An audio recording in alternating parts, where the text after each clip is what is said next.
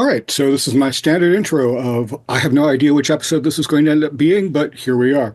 Um, I'm with my buddy Tom, who I've known for actually probably Tom probably does not remember this, but he put out a song called Drowning Season or Drowning something. Hmm. I wrote you about that when that came out on some No EP. way. Yeah, and we talked. I remember going. There's this really cool guitar-like sound on it. So you said it was some sort of stretched out bell sound that you had done. Yeah, yeah. And yeah, so uh, Wow, that's wild. So we've known yeah, each other longer than I realized, yeah, even. yep. Um, yes, you're welcome for everything I've done for you. Um, so Tom, tell us what you do. Tell us. I have a band called Assemblage 23. I have some other musical projects as well, but that's the one that's most well known. That I've been writing material under that name since the '90s. But it didn't come around to the fact where it was stuff was getting released on a wider basis until quite a bit after that. But um, and I'm one of those people who was lucky enough that I got to spend 20 years doing what my passion is for a living. And I realize that that's a really rare thing. A lot of times, our passions have to be our side hustles exclusively.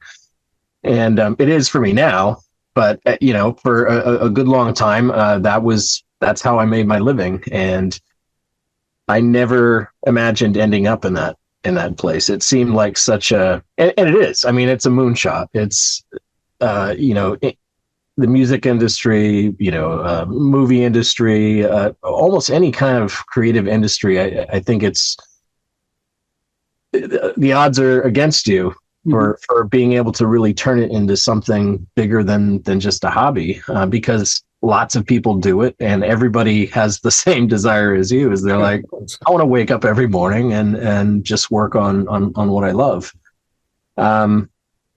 So it was nothing that I ever really imagined, as far as a direction that my life would go. But looking back, it was evident that even from a very young age that this was an interest to me. Yeah, let's talk about that. What was the first? I would say this, but like with kids, our perception of time is so weird. Like the fact that like if you're interested in anything for more than a day or so, like you can really Right. get in there. What was the first thing that really not even necessarily about music that just really hooked you? Like what was that made you kind of I don't know think about the larger whatever it was that just really engaged you? I think it started out as kind of a fascination with sound itself, and which of course that still carries through today. I still find it a fascinating topic and something that I love working with. But when I was like 4, 5, 6 years old, all I would ask for at Christmas were different musical instruments, and I didn't play anything. And God bless my parents for putting up with the racket that ensued when they actually Drums. yeah, yeah. We never got around to drums until later. But so there were a lot. I got a lot of toy instruments as a kid, that were interesting to me, and like zeroing in on this kind of interest with sound. One of the gifts I got when I was real young was an old tape cassette recorder. Hmm. And it was one of those that was kind of like a dictaphone. So it has like a pause, like a soft pause button on it that you could, if somebody has to cough or you need to like stop for a minute while you're recording something, dictation, you can. And I used to like to record myself on there, and I discovered that when you pressed this button, it wouldn't just stop because it's tape, so it slows down. So Hmm. the sound would kind of go, Yep. that kind of thing. It would warp, and same thing when this tape would pick up again, it would speed up. So I used to like record stuff and hit this button and just try and distort the sounds. Um, so that, that was at a very young age that I didn't connect that to music necessarily. Just, it entertained me, and I found it interesting. And then, I don't know, around the time, it's been a long day. I don't want to do the math, but I was a few years older, and Gary Numan's Cars came out. Mm-hmm. And this is obviously dating me here. Like, this is when it came out. This isn't. Somebody asked me if I was ready for a senior discount today. They're like, oh, if you're 55 or older, and the thing was, first it was weird getting asked that, and then kind of going, that's only a few years away. So yeah, hey, I'm looking forward to that. I'll take everything I can get. Yeah, that was If my back's got to hurt, I should get something out of it. So yeah, a few years later, Gary Numan's Cars came out, and I was at my cousin's house, and I think we were at a friend of theirs' house, and they had a trampoline in the background. Nice, safe activity for kids. And so we were jumping on that, and we had a radio playing, and it was playing, I don't know if it was like Casey Kasem or like one of those top 40 type shows that they had back then. And they played that song, and I just froze because, while I'm certain, and as a matter of fact, I know that I heard electronic music before that, because my aunt was kind of a hippie growing up, and she was very into like Rick Wakeman, Emerson, Lake and Palmer, a lot of like the old prog rock stuff that had a lot of synth parts in it. And I remember she played those records for me when I was a kid, but they never really connected with me. But something about Cars just made me stop and say, what is that? It's like that string sound and the white noise drums that they have going in the back. It sounded so it's a very interface sound. If you're not like, just even that sound itself, it cuts through everything, and it still sounds great. I mean, that song is like what, 45 years old or something like that, and it still sounds futuristic and cool. Like, it's aged really well.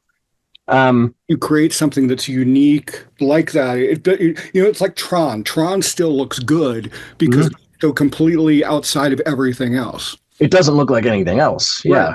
Yeah, even to this day. But that was a defining moment for me, because I was like, I don't know what's making that sound, but I want to be a part of that. And a few years went by after that, and I was like a lot of kids, I was enrolled in a karate class, and across from this dojo was a music store, like a musical instrument store. And this place was kind of far from where I lived. My family lived in the middle of nowhere, so it took my mom a while to come pick me up sometimes. So sometimes I'd have to wait for a little while. So I just one day went across the street into this music store, and they had a bunch of synthesizers in there. And I started playing with those, and I was like, "Yep, this is what I want to do. This is what I like this. I'm interested in this." And from there, I would spend summers. I had a gig where I hooked up with a local real estate agency, and I would mow lawns of houses that were on the market so that they would look respectable. And I spent all summer just doing that, and I saved up enough for my first synth, and that the rest was history from there. What were you? So once you got going with that, I'm always just curious. So you started out with full. I must have been full hardware then. Yeah. In the 90s, because I mean, like when we were. This would have been the 80s. This would have been mid 80s, I guess. Mm. When I finally got using an MMT8 sequencer and doing it all onto like 4-track.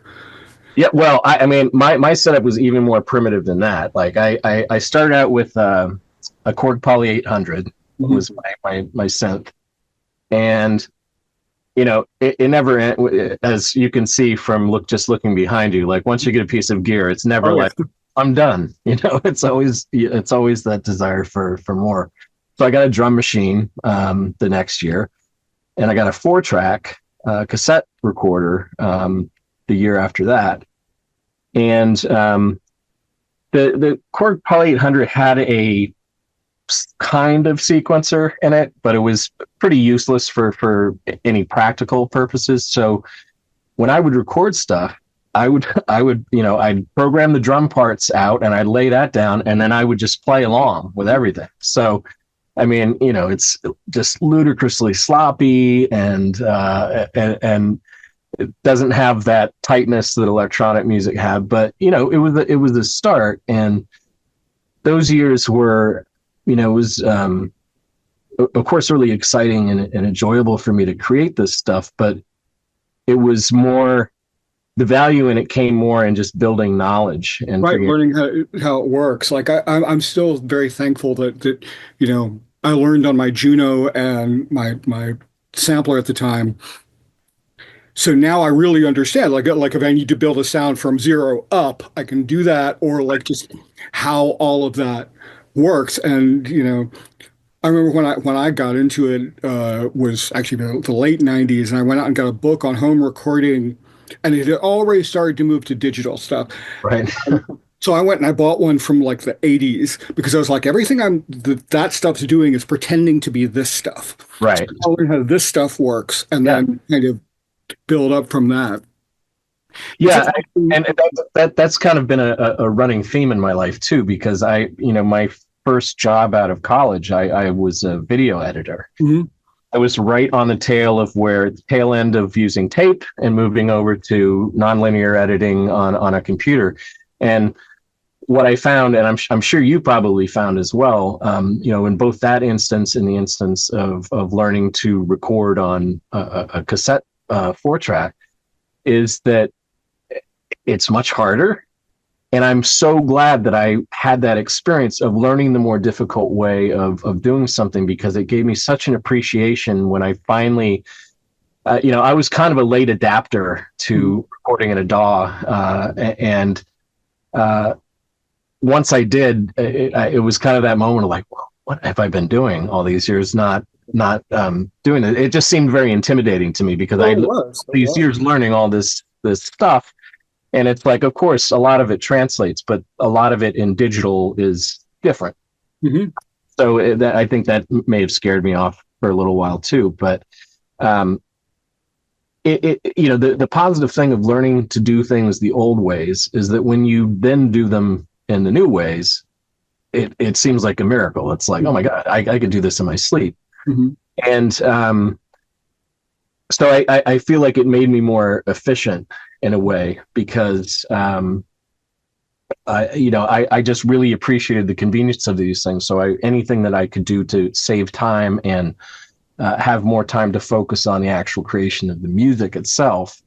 Because there's a lot of other things, and don't get me wrong, I love mixing, audio mixing and stuff like that, and production and all that stuff is really enjoyable to me. But it doesn't have that same. It's a different sort of satisfaction than when you put together a series of notes and they make the little hairs on the back of your neck stand up. It's, Um, I will talk to people about stuff. 'Cause, I don't know how big the catalog I've got at this point is, but like I always try and explain to, it's like I don't really actually care about notes that much. Like they're the carriers for sound. Like I'm far more interested in sound and atmosphere, and so much of what I do starts out that way. I remember being a kid and fascinated by just listening to an orchestra tune up. mhm. It just becomes this big wall, and you could just, I don't know, maybe it's a autism or ADD thing, but you can like tune into like each little instrument doing its own thing, totally unrelated to everything, but it still almost works. Like Mhm. that's something I've been very interested in lately is like sounds that almost work together, or another way to put it is don't work together just enough to keep it really interesting. It's like when you have those two waveforms that are just pitch shifted enough, and all of a sudden everything becomes big and fat. Mhm. So, yeah, that's always a fascinating part of all of this for me is that. And I think, I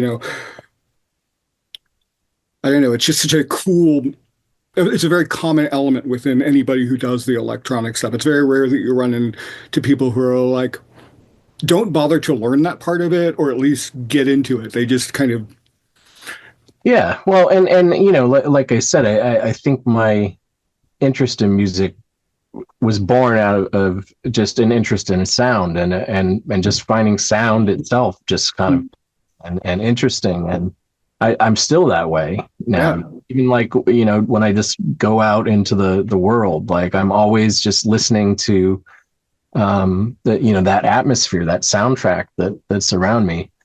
And there have been times where I've got a song called 30,000 Feet, which I don't want to spoil it for anybody who hasn't heard it, but it's about a plane crash, and I actually wrote it on a plane.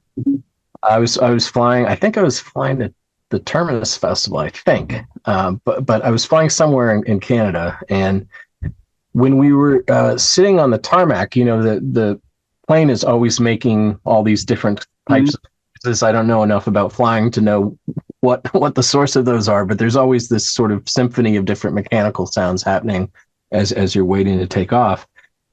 And there was this sort of hum in the background, and there was this little rising harmonic in it. And if you listen to that song now, it starts with this filter sequence. It's like do do do do do do do do do do do do do do, and that was me trying to recreate that sound that I heard on the plane, and for no other reason than that it's like, to me, it adds an extra layer to the song. Nobody else listening to that. It pins it down for you to make those kind of things help get you back to where that was, where you were writing from or trying to experience it from. Sure. Yeah, they're anchors in a way, So, I mean, that's, I think you're right. I think many people who go into electronic music have that same fascination with sound, because it's not like, and don't get me wrong, I mean, real instruments are fantastic. Like, I mean, you listen to somebody who's a virtuoso playing a violin or something like that, or somebody who's really good at guitar playing, and it's amazing. But those instruments, as expressive as they are, in terms of timbre and sonic variety, they're pretty, a violin when you hear it, And what appealed to me about synthesizers and later sampling was like, you don't have to be restricted by that. Like, you can imagine something and then try to bring that sound, that maybe a sound that's never been heard before. You can kind of birth that sound, and that's it's so much. That's as much of a part of the music as anything, because you can take the same song, and if you have the wrong, the quote unquote wrong sounds in it, it's not going to have the same impact emotionally, because music is manipulation. It's emotional manipulation. You're kind of giving cues to the listener as to how you want them to feel, and a lot of times that's tied to the lyrics or whatever the topic of the song is. So you have an angry song. Very typically that's going to be really heavy, maybe a lot of distortion and that sort of thing, and that's just kind of like an underline to what your subject matter is. And I love being able to kind of, that's almost like the DNA of the music to me, is like the individual sounds that make it up, and to not only create the actual song, but to go in and create, this DNA of the song, of these sounds and stuff like that, and creating them, or, with sampling, taking existing sounds and twisting them into something that is really far from what the source was, is so pure, and just it feels deeper to me than just very in a very real sense. To me, it always feels like the core of what to me fine art is in general. It's that just whenever I sit down to write, and because I love working with samples. Most of what I do starts with samples.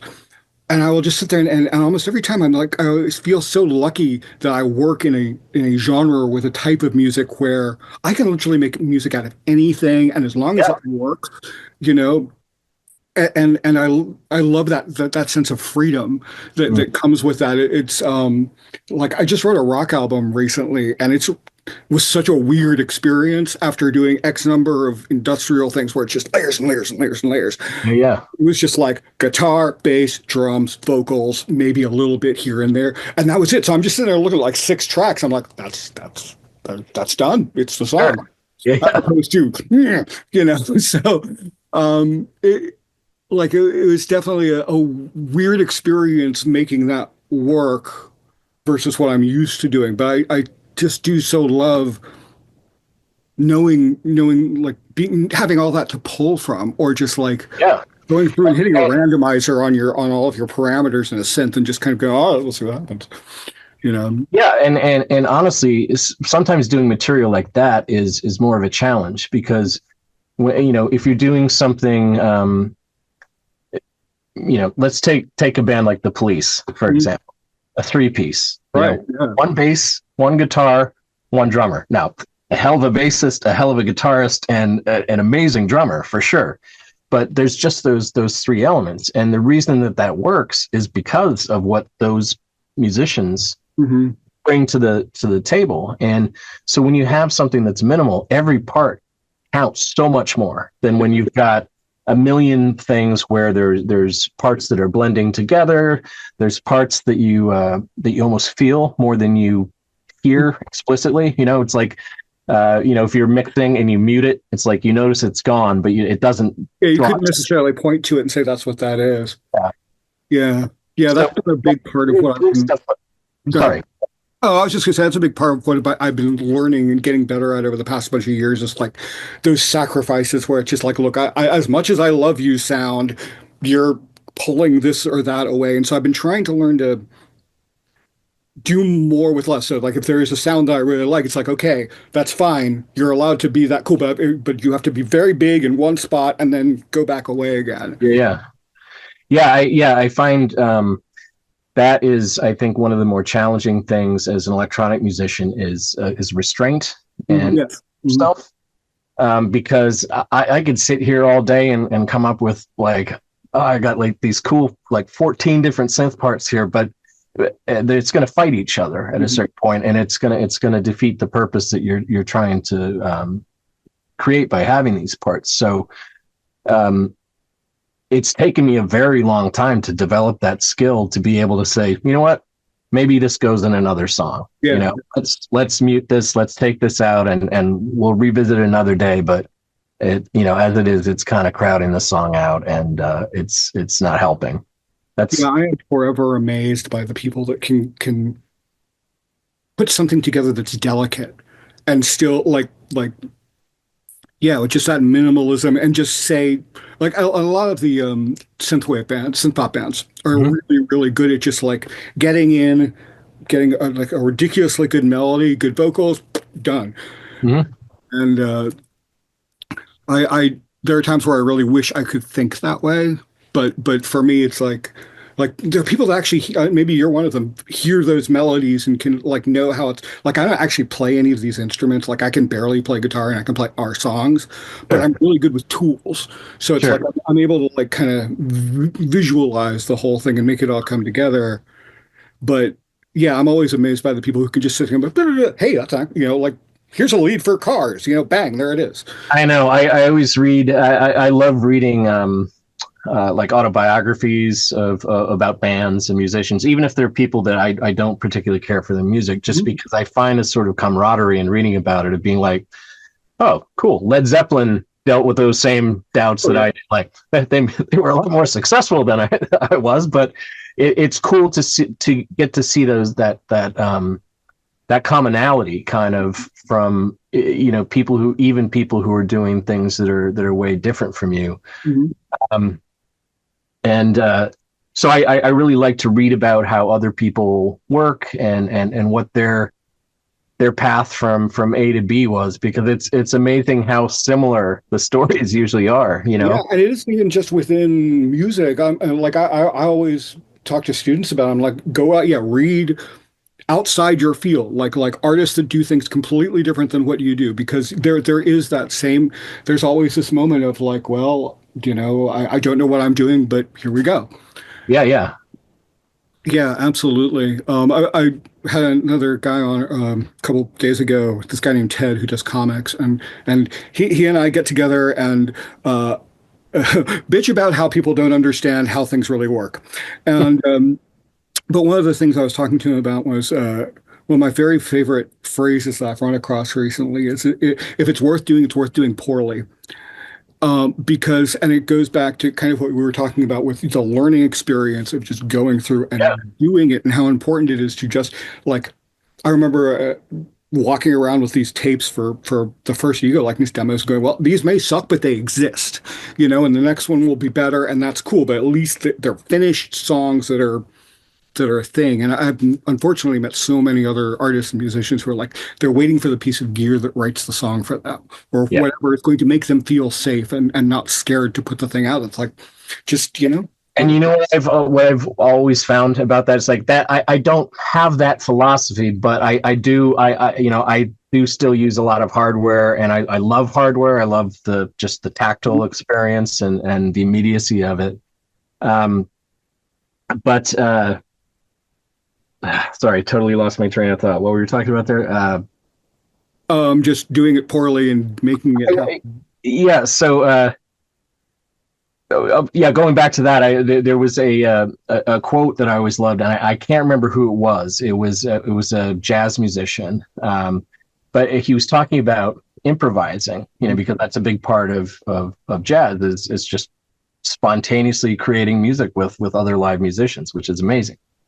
And he said the trick is if you fuck up a second time and a third time, and everybody will think that it's When I started playing drums, that was one of the first things I realized. I was like, oh, aha. yeah. So you're right. It goes back to that thing about doing things poorly. It's like sometimes that becomes the sound. Yeah. I mean that was the entire punk movement was. There's tons of examples. Like punk, hip hop was the same thing. Like hip hop, a lot of these kids didn't even have musical instruments. They would beatbox with their mouths, or they would buy all this old gear that nobody wanted anymore, which since then has become worth thousands of dollars because Like people those are like, little oh, you could do that with it. SK101s or whatever, the ones where it's like you've got like a second and a half, but that was the thing that created hip hop, was that one little sampler, Yeah. It's it's cool to see, and we see this. This is true even more nowadays because technology has kind of democratized the ability to make music and record music in your home. You could do it for free, which was never possible when I was started. I always laugh now when I see on some of these like electronic music forums. There's one that I read that has a regular feature called One Synth Challenge. Like, you got to make a song and everything has to be from one synth. And I was like, dude, that was the 80s because that's all you could afford. Yeah. But the good thing about that is that you learned how to squeeze every bit out of that piece of gear because it was all you had. And there wasn't, new stuff came out all the time, but it was. And you had to learn to program it in order to get that. Like you had to really go in and learn how to tweak those sounds in order to get what you wanted, and that's a lot right there. I mean, like because those keyboard sounds they're made to sound good by themselves, but Right. getting them to sound good with everything else, it's like you have to really know where to get rid of shit. Yeah.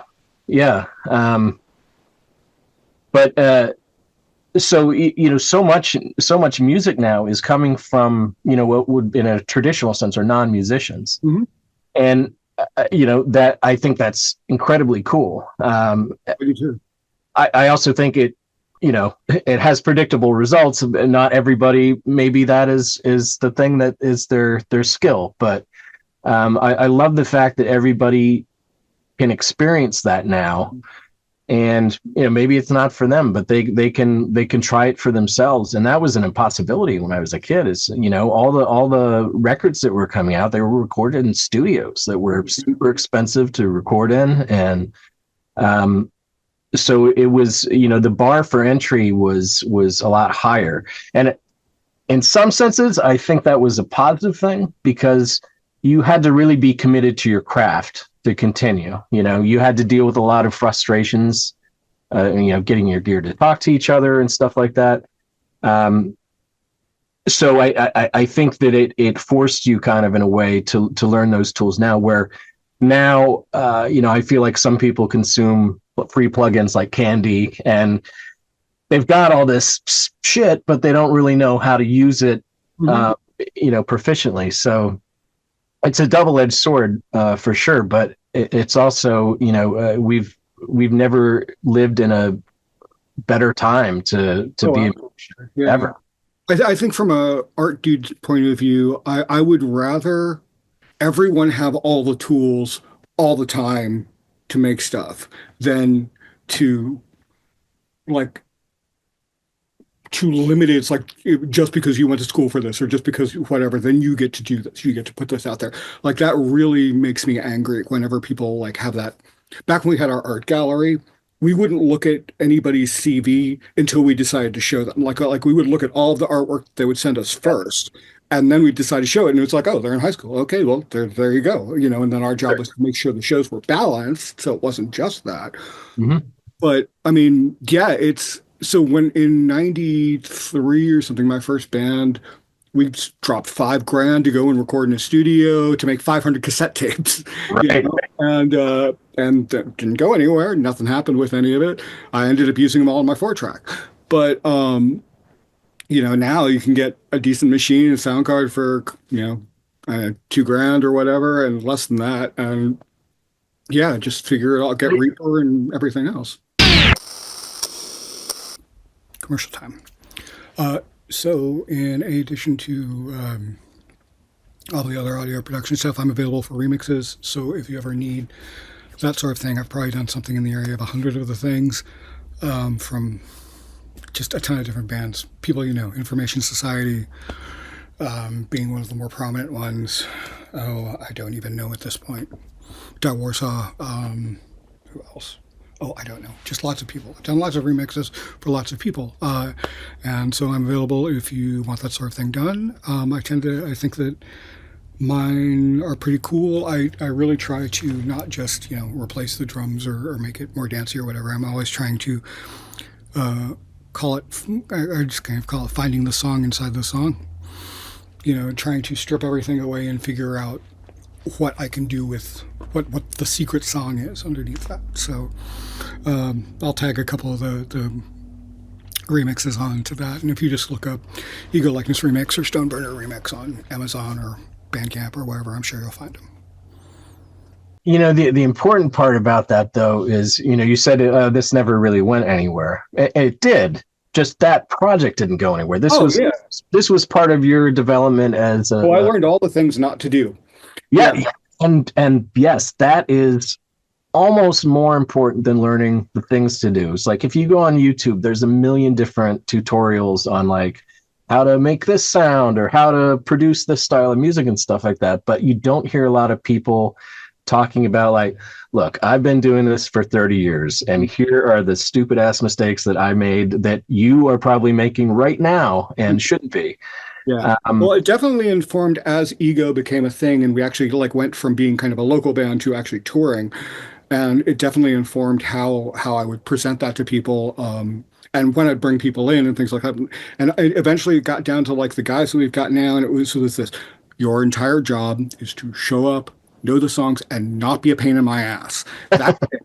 like you don't have It to. seems like a low bar, but it's really not. Yeah, and we've been lucky, Rick's been with us for 15, 16 years now, and Mike's been with us for almost as long.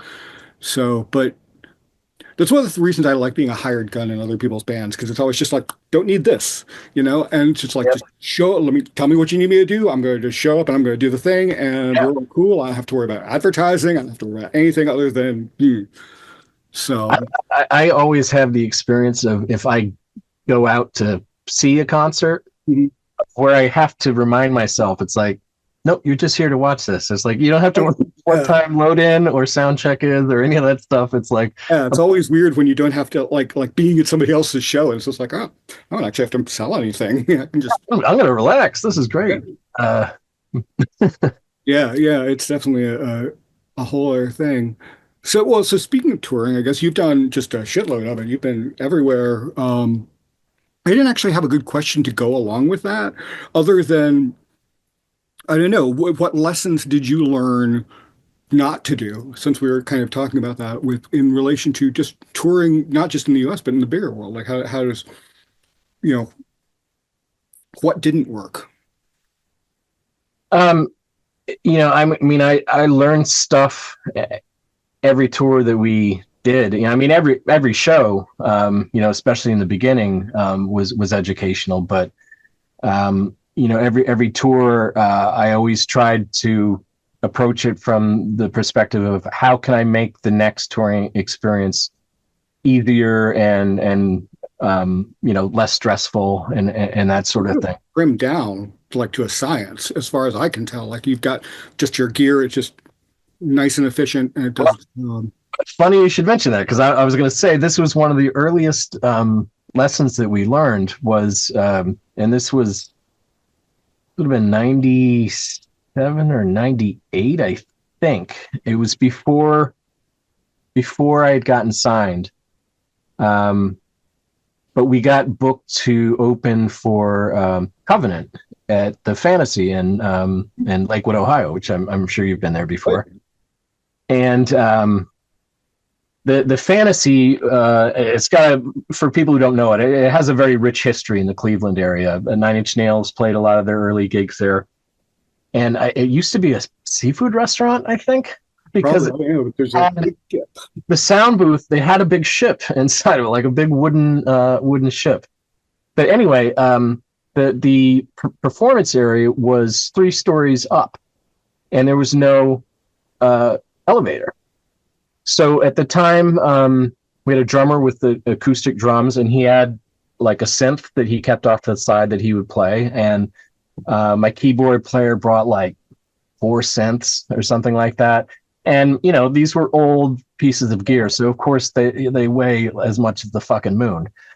And we got there and like we're lugging all this stuff up these stairs and multiple trips, and we get it there, and then Covenant comes in, and they've got like one little box and a controller. I'm like, why aren't we doing that? That makes so much more sense. And I'll tell you, it has been a very easy way for me to tell how long a band has been touring, Mm-hmm. how much shit they bring with them, and it's always the new bands that have, it looks like a Guitar Center, on stage. Yeah.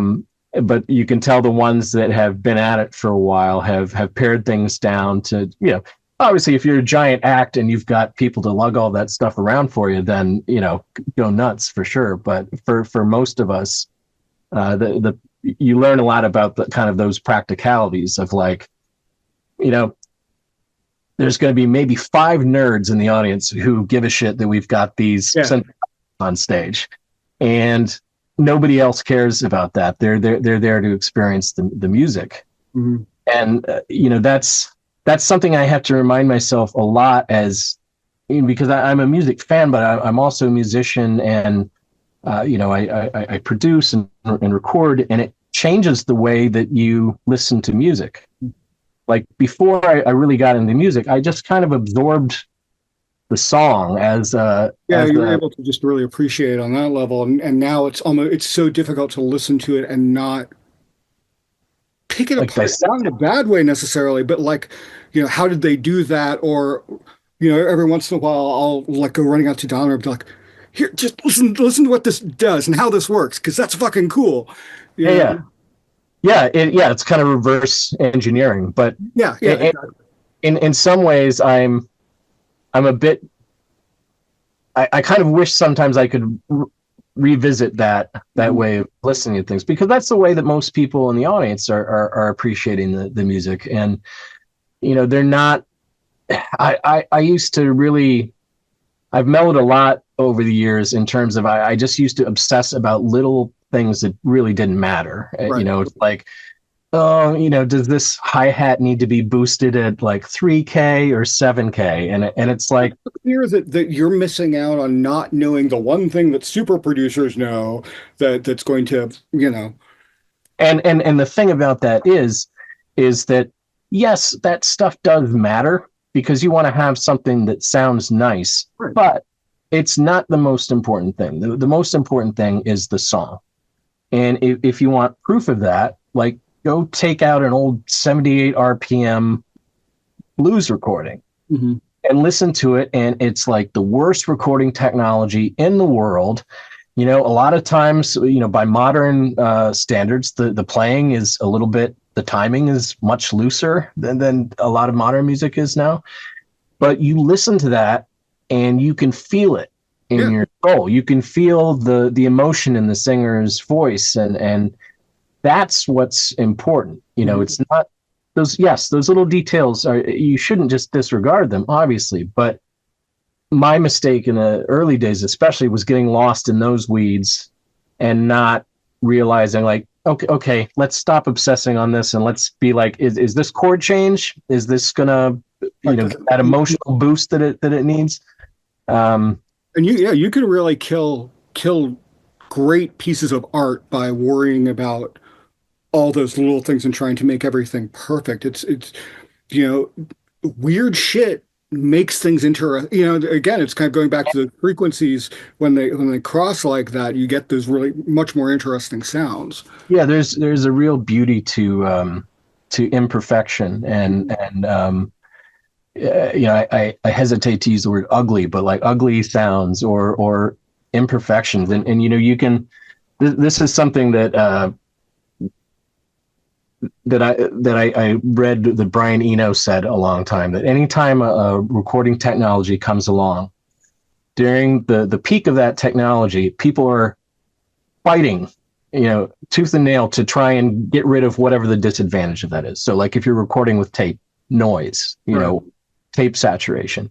And the moment a new technology comes along, it's only a matter of time before somebody tries to recreate Right. those old bits. And you can listen now to, especially, in the pre-digital era, like going up into the early 80s, noise was the enemy, like trying to get rid of the noise on tape. And, Dolby had a whole industry based on reducing noise in tape. But now, there's bands like Burial, where half of their sound is vinyl crackles or tape hiss or the sound of a radio tuned in between stations. And in that, it's so funny to see that kind of stuff recontextualized and to becoming a desirable trait in the music, and it really lends to the character, and I think changes the way that you digest that piece of music, because either because of things that you associate with those types of imperfections or whatever. But, I was saying to someone once that I was trying to help get started out with this stuff, is that so much of becoming a better, musical creator is learning how to fight your bad habits. Yeah. And everybody has them, and they can be really difficult to shake because they're kind of second nature after a while. And so a lot of what it takes to develop yourself as a musician and become better at your craft is learning what those things are about yourself, Mm-hmm. and pushing yourself away from that. So I had to make a real concerted effort to get out of that headspace and really realize, look at a more balanced kind of view and reprioritize what the real important essence of it is. Because if there's a song that somebody hears and they can relate to it, and it makes them feel something emotionally, then who cares if there's some tape hiss on your track, or if the kick drum doesn't have the right main frequency coming through. That stuff is all window dressing, for the main thing, which is really the song and just the ability to convey emotion and communicate an experience. Mm-hmm. Yeah, no, absolutely. One of the things I really enjoy doing is once I have the song ready and it's working and stuff, I will go randomly sprinkle samples. I'll just pull them out of my folders of stuff and drop them in random places across the song. Go back, you listen to it once and be like, okay, did any of those add anything to it? And then you get rid of the ones that don't, and the ones that do, you just play around with it and then do it again a couple of times. And Skinny Puppy are always a huge influence, but they're so good at having little things that happen like once in a song. It's not a repeating element. It's just happens to be in this one part, and you're just sitting there listening along, and your brain immediately follows, on just that one section of one song. And so, that's one of those things I try and utilize to get out of the not the formulaic nature of songs, but trying to manufacture something so I can re-engage with it again, if that makes sense, Yeah, for sure. Because one of the difficulties with writing music is you get to a certain point where you lose your ability to hear the song. Yeah.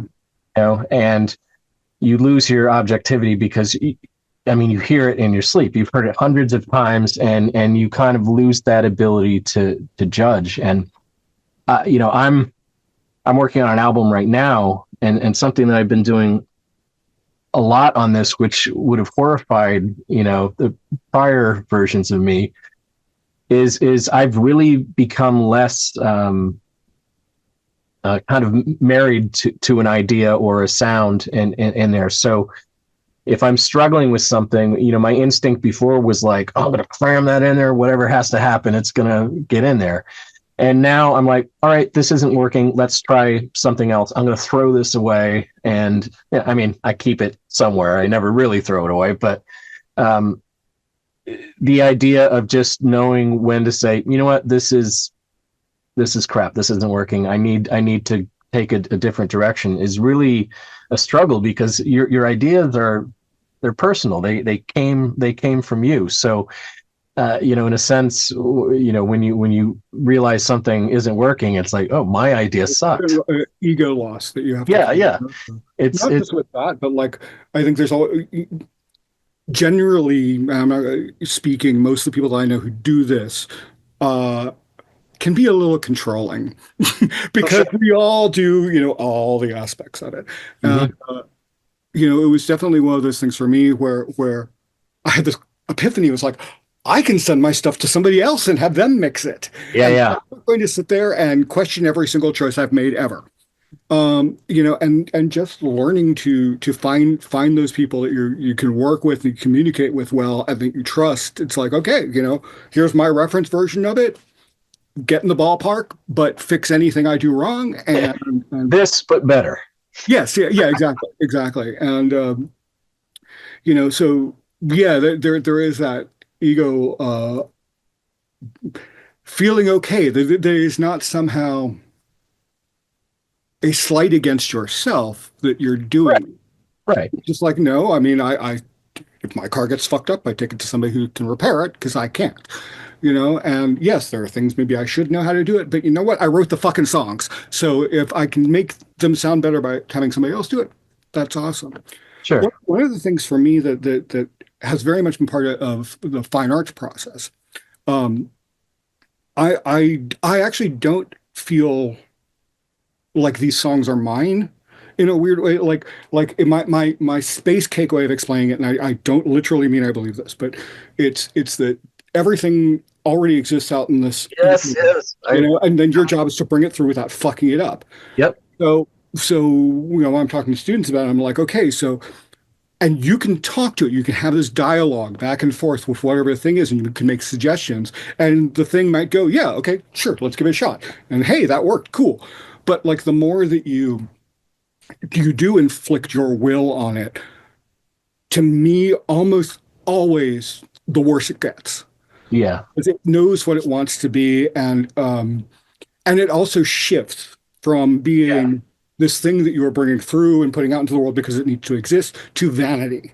And that's when, like I, is always unfortunate to me when I see artists that are intentionally trying to become famous or whatever, because it's like you're not making stuff because it needs to exist. You're making stuff because you want this, you know? Yeah. Yeah. Yeah. It's funny that you describe the process like that, because I feel the same way. The way I always kind of, the analogy I always use is that I feel like I'm a radio, Mhm.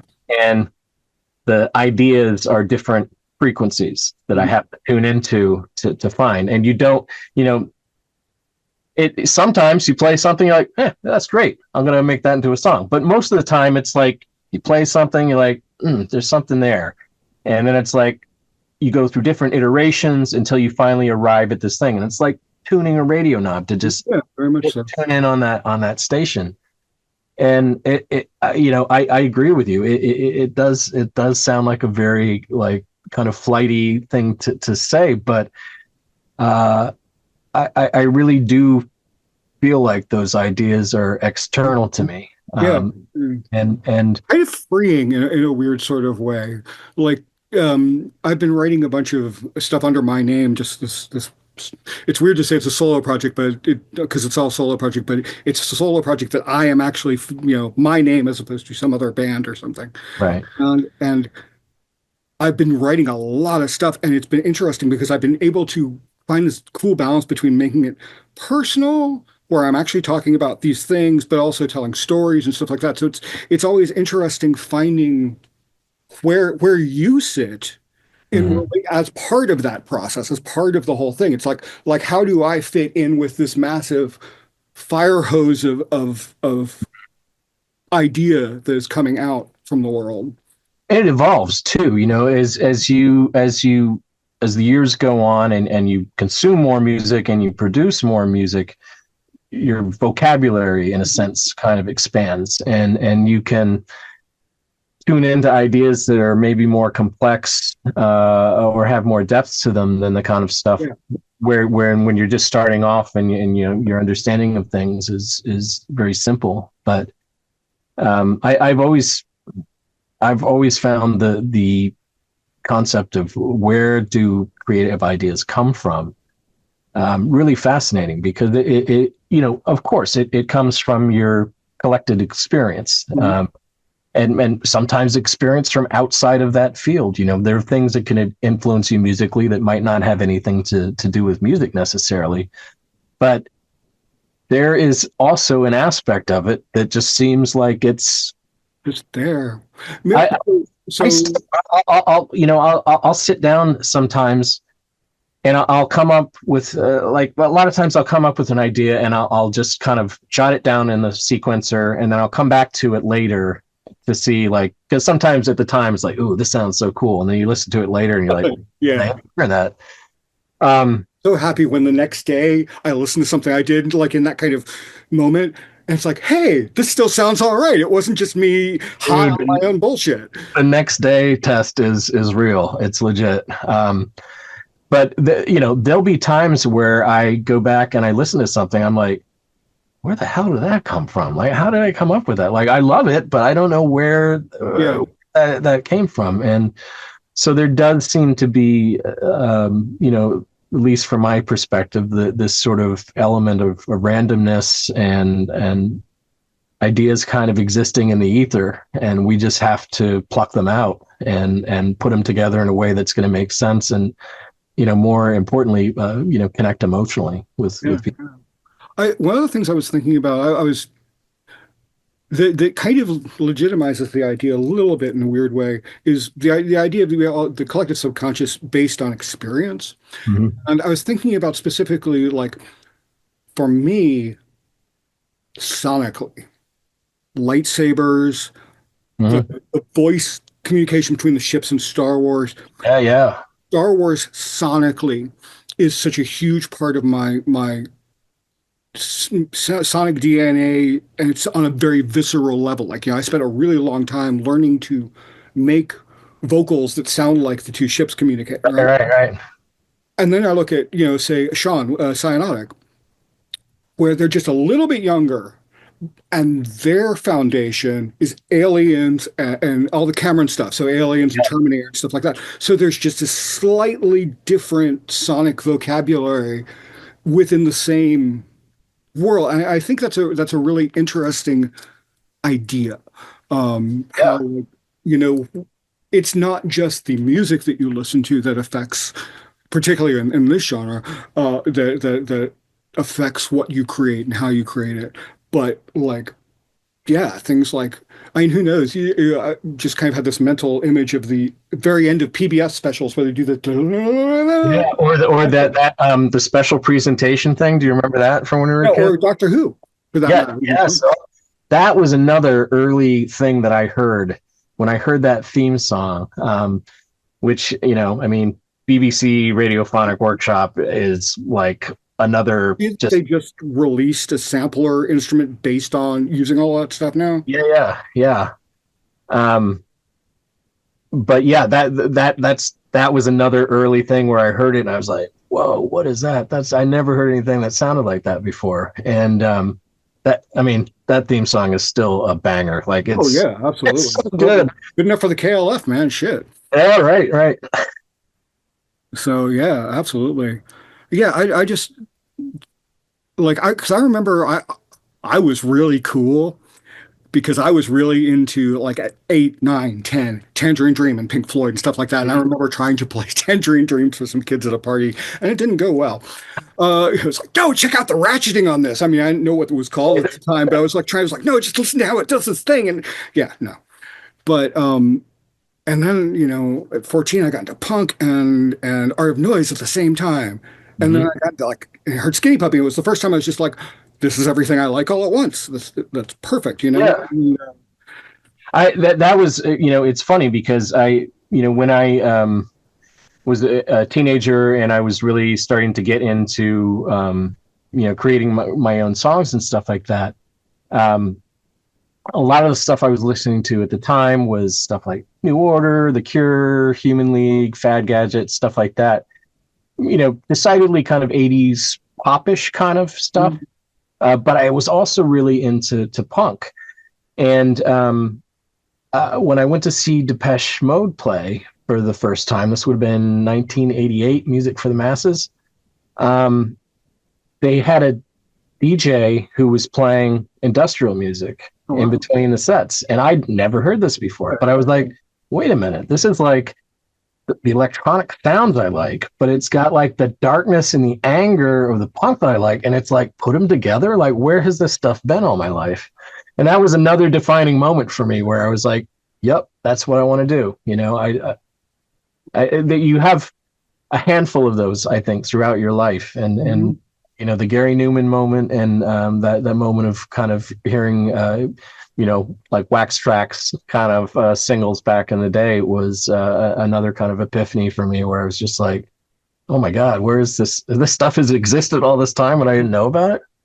Yeah, and it's weird because they're even with Wax Tracks. So like I remember I bought the videotapes. I ordered the videotapes, and there was all like there was clearly a lineage of it existing that was beyond 242 or a Throw Kill Cult and uh, Sure.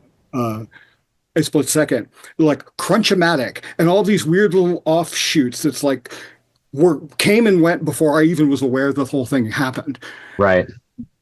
I was talking to Jim Smith from Metro at one point, and he was relaying a story relaying a story about how trying to explain what industrial was, and he was like, "Okay, punk rock is punk rock with guitars. Industrial music is punk rock with keyboards." And I think within the U.S., it's very much part of the lineage, with Palehead and Cop Shoot Cop and all that Sure. stuff. And I've always felt like there was this weird disconnect between the American industrial and European industrial, which I think circumvented that completely with Kraftwerk and Tangerine Dream because they had such a strong basis off of that. Whereas I think over here it's like you had to be kind of punk rocking it even just to do the electronic stuff because it just wasn't really available. Yeah. The gear to do it and all the other stuff. I mean that early electronic stuff. I mean, it is punk. It's just it's not using traditional instruments, but it's the same thing. It's like, hey, you don't have to be able to play an instrument, and you can make it. And it's what's interesting about that is that if you have kind of this walled garden, that's gate kept where it's like only virtuoso musicians can create music, it becomes very homogenous. Like, great music, very, very interesting, very complex and stuff like that. And there's something to be said about the purity of not knowing what you're doing and not knowing what the rules are. Yeah. So you don't think about like, oh, well, you can't follow that chord with that chord because I can. Fifth says this has to be this way. You're not encumbered in that way. So you're just like, I'm just gonna do a bunch of stuff until I find something that sounds good. And that rule breaking is essentially what makes music progress, and it's what spawns new genres. It's what causes most of the innovation, I think, in a lot of ways, is people who really aren't musicians in the traditional sense, and maybe don't have minimal. I have some music theory, but it's like I've picked it up through osmosis over the years. And so I've thought many times like maybe I should sit down and learn this stuff and it would be helpful to me, and I don't think so. For what I'm doing, for somebody else, that's a perfectly legit thing. But for me, it's like I don't want to know that the walls are there. I read a really cool interview with Tricky one time, and he was talking about a horn sample that he used or whatever, and he was like, I don't want to learn how to do it right because then I would not have found this. Right. I mean, it really is incredibly important to like know what you need to know to do it. Like, I went to art school and that's cool. And I can break the art rules if I need to, but there's nothing innately wrong with just like, fuck man, get some mud and a stick and go to town. Yeah. Like if you're able to express yourself with that, and in the end, that's the goal is just to, and if that's all you need to do it, who gives a fuck? Like, I hate that limiting of any form of art, Sure. I guess my philosophy is I would rather discover that what doesn't work on my own than be told this doesn't work because X, Y, Z. It's but maybe in this context that does work. And maybe you are just so reined in by the restrictions that you've imposed on yourself that you can't, that it's hard for you to conceive outside of that. And so for me, in a sense, maintaining some of that naivety and that not knowing of stuff, I think is, for me personally, has been more of an advantage than it has been a hindrance, because I don't spend time worrying about, am I allowed to do this? It's just, it comes down to, is it good or not, Right.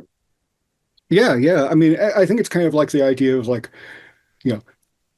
maybe 5% of anybody's audience is going to know that, well, you shouldn't have done this to this, but yeah, it works, but you could have made it better if you done it like this. Fuck you.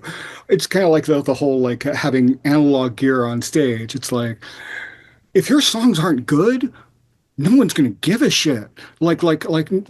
Great, you're playing a bunch of bad songs with analog gear. Okay, cool. Right. Yeah.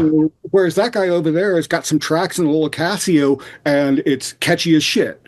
Yeah. So, like it doesn't it really just all comes down to the intent and last night I was talking to some friends who run the HP Lovecraft Festival, and one of the things I was asking them about, because they get stuff from all over the world, and they were like, yeah, like last year we had two people from Pakistan, and one of them was a woman, and they had to go out and guerrilla shoot it because uh, you cannot be a female filmmaker in Pakistan. Sure. It's just mind-boggling to me. But one of the questions I was asking him about is like, so have you ever gotten a film where like the technique was garbage or whatever, all of the aspects that you expect that from a quality production was non-existent, but the content, there was something about that it made it work. And Hmm. I'm talking about this one film that actually they were like it almost won the audience award, and it was shot in somebody's backyard, bringing their family in on, black and white film, because again, it just I mean, it's not going to be considered one of the great films of all time. But look at a film like Kevin Smith's Clerks. You right. know, Yeah, yeah. it's on grainy black and white. The acting is stilted as hell. Mhm. The writing is like nobody talks that way, but it works. It was funny as hell, and it made huge waves in the film industry and especially around comedic films in particular. And it just goes to show you, it's like it's that kernel of an idea or of a song or of an image that is what it hooks people and what brings them in, and that's what's important. All the other stuff is support for that. Yeah, I think that core of truth, and I think that as an artist, you get better and better at recognizing what that truth is for you for any given song, and you're able to kind of like get that out and get it through without adding too much to it. And I think that's one of the ways you definitely do get better as an artist, at least in my experience, of like you were saying, like not worrying about the hi-hats because you know that the thing has been stated properly, the thing has been stated well. Have you ever seen Primer? Primer? It's another film, and it's fucking fantastic. It's a time travel film, and it was shot like it was all shot on film by one dude and a couple of his friends. And he was like, and at the end of it, we had this much film left over. Like we had mapped it out so Yeah. precisely. Or it's it's fantastic, and the guy learned to do all the music for everything, all the editing and all that, and it is a testament to what one really well developed idea with a lot of planning can do.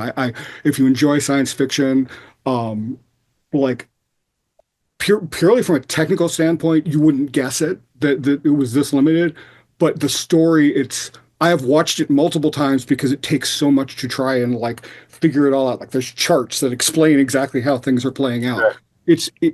It's so good it makes me angry. It's just one of those, man, fuck. Like imagining doing something that complex to me just blows my mind.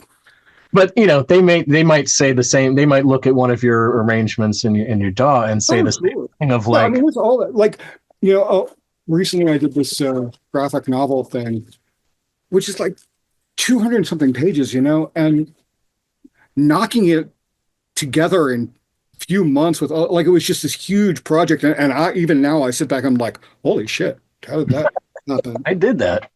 That and also just like the like and it exists and it worked, you know. So as an artist for yourself, how do you how do you push yourself from album to album? Not just in the album, I want to make the next one better, which is always just kind of like, yeah, that's a given. But what are ways that you maybe challenge yourself or uh, try to bring in new things? Um, so unfortunately, this will have to be the last question Oh, because I sure, sure. early morning and I could talk about this shit all night. But um, I think that's what you brought up is a very important thing because it's easy to just kind of get in a rut and that you're comfortable in and just live in that rut. So for me, not just trying to make different kinds of music, but consuming different kinds of music and not just music, but film or art or whatever it is that inspires you is really important. And I always kind of liken it to, they have that saying about heroin addicts are they're chasing the dragon. Yeah. The first time that they do heroin, it's the most amazing feeling, and they never get that feeling back, and they're always looking for it. I feel, I don't know if you feel the same way, but a lot of musicians I talk to have this experience of where I am all of these decades later still looking for that feeling that I felt the first time I heard, True Faith by New Order or something like that, where I'm just like, damn,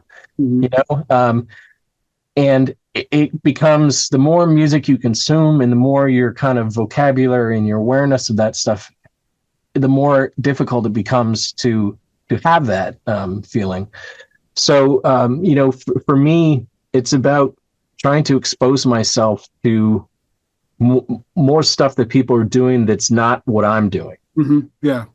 Not only because it's, I have a pretty good handle on what I'm doing by now, all these years later, and I don't necessarily need inspiration in that department. I need to find where are some other places that I can learn from. And, you can, like I said, about, reading autobiographies of musicians that I don't necessarily care for musically, it can be the same thing where, I can listen to a genre or something like that it is not really my bag, but I can listen to it and be like, what's really interesting about that is the way this rhythm swings against that rhythm. I haven't really, that's something I should try to apply. And that's something that has gone, throughout my entire musical life, is stealing bits from these other places and building this sort of Frankenstein's monster of these things, these ideas, and you're kind of curating them all together. Like, ooh, I like that, I'll take that. I also like when a song does that, I like that. And it's like, I'm going to mash all these, my favorite things kind of into one song and make it work. So, it's a losing battle in a sense, because it's like, especially if you're a really voracious consumer of music, there's a limit to how much stuff that is like, wow, I've never heard anything that sounded like that before. So it becomes harder to be surprised, but it's that much more gratifying when you find something that you're like, wow, I've never thought of doing that before.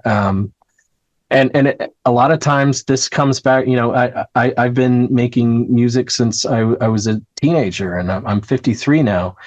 And I still have that experience of like hearing something, often from somebody who maybe has only been doing music for a comparatively short time compared to what I'm doing.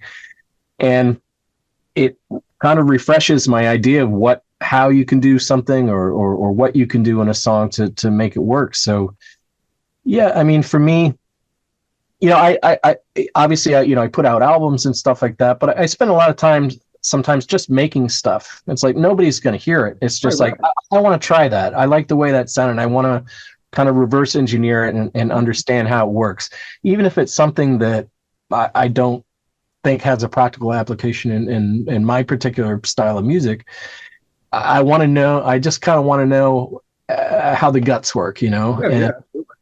So it's for me, it's all about input and output. It's and I have to remind myself of this constantly, because I'm always creating music, and I have to really kind of stop sometimes and go, you know what?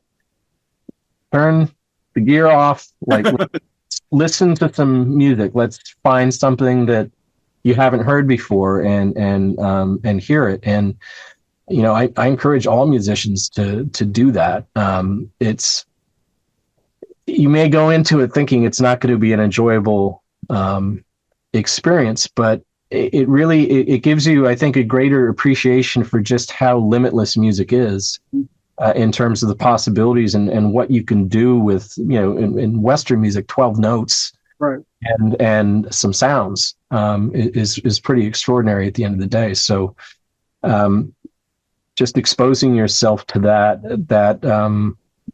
breadth of stuff that's out there, and just trying some of the elements, seeing what you can take from it, and is I think is the best way that you can challenge yourself and grow and expand that, breadth of knowledge that you have, to build the foundation of your music with. So it's something sometimes you have to remind yourself to do, but I am always glad that I did it once I did it, even if I have to kind of force myself at the time to get away from the gear in the studio and stuff like that, just to listen. I'm always glad that I did it in the end, because I almost always pick out something that is interesting to me that I want to learn more about. And I think that's another one of those places where, again, you have to have gotten to a certain point with yourself where you're able to give up that ego of, well, this is the thing that I make, and I don't want to, I don't know. I've met artists who's like, I don't want to contaminate it or whatever. And it's like, fuck you. Yeah. Just like that's not what it is. You're scared that you're going to hear something that's cooler and then you're going to feel dumb or whatever. Yeah. Like, giving that up and allowing yourself to just be part of the whole ecosystem of music and art in general. Absolutely. Yeah, it's huge. Right on. Well, thank you so much for doing this. And, Yeah, thanks for having me. yeah, no, absolutely. And we will see you soon in Detroit. Yes, I can't wait. I mean, I'm kind of sad the reason that we're there for it, but I'm also happy about it. That just for listeners who aren't clued in, we're doing a festival in Detroit in May called Fixation. Fixation. This year it's Cat's Fixation, because the promoter, this woman named Cat, passed away last year, way before her time. And she was just such a joy to work with. And there's certain promoters that we've worked with, over the years, that cross that line from just somebody that you see for business to somebody who's a friend that you really look forward to just seeing on a social level. And she was certainly that for me and for a lot of people. So to get together and to honor her memory in music I just can't think of a better way to kind of, honor her memory. Yeah, yeah. I was talking to Donna about it because I was actually fairly broken up about it, and she's like, "You don't usually get this way about people," and I'm like, this has been my life since I was a kid. I've been the scene, and there are others that are out there scattered around the country that love it so much and just do so much good to maintain it and to support it. Yeah. To have someone go that soon, it's like I keep having to remind myself that she's gone. Yeah. Same. Like there are parts of me where I'm like, oh, I need to send this to Kat so she can hear it. And, so it's, yeah, it's a hard thing, but I am glad that it's still there and they're still doing the festival and all of those things. So yeah, me too. I think it's going to be a great event, and I really look forward to seeing you and Donna. Yeah, absolutely. Not Rick though. Oh, like that. One of my favorite things about Rick is that like random new people will meet Rick, and then within 5 minutes they're just like fucking chode. I never mean it seriously, but there's just that innate quagmire-ness of Rick that just comes through, and I'm glad that he's okay with that because it could be unfortunate. But yeah, it's always funny. It's just like, oh, you just met Rick, yeah, fucking chode. Well, it was awesome talking to you, man, and I'm sure I'll talk to you before May 10th. But be safe until then, and look forward to sharing the stage with you. Right on, man. Thanks a lot. You bet. Talk to you later, man.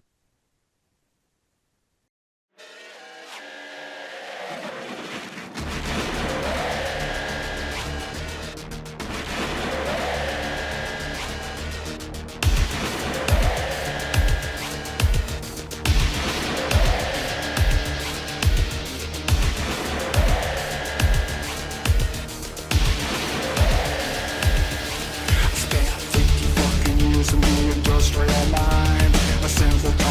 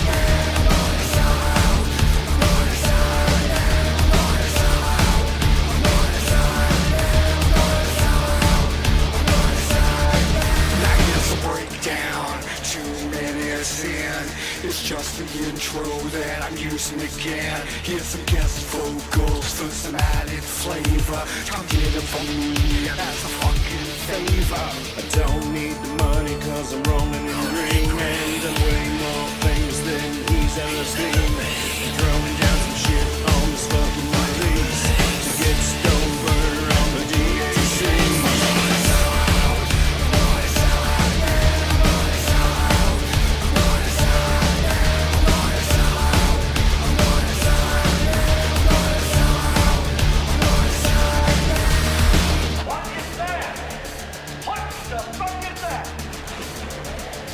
That's it, man. Game over, man. Game over. 1, 2, 3, 4. 1, 2, 3, 4. I'm gonna sound. I'm gonna sound. I'm gonna sound. I'm gonna sound. I'm gonna sound. I'm gonna sound. I'm gonna sound. 1, 2, 3, 4. 1, 2, 3, 4. 1, 2, 3, 4. 1, 2, 3, 4. 1, 2, 3, 4. 1, 2, 3, 4. 1, 2, 3, 4.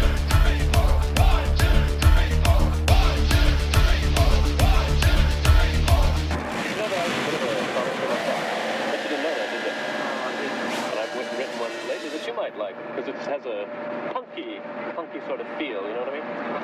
I want a job, I want a job, I want a good job, I want a job, I want a job that pays, I want a job, I want a job, I want a real job, one that satisfies my artistic needs. Hey, you like it? It's lovely. You like it, Sid? Stupid cunt.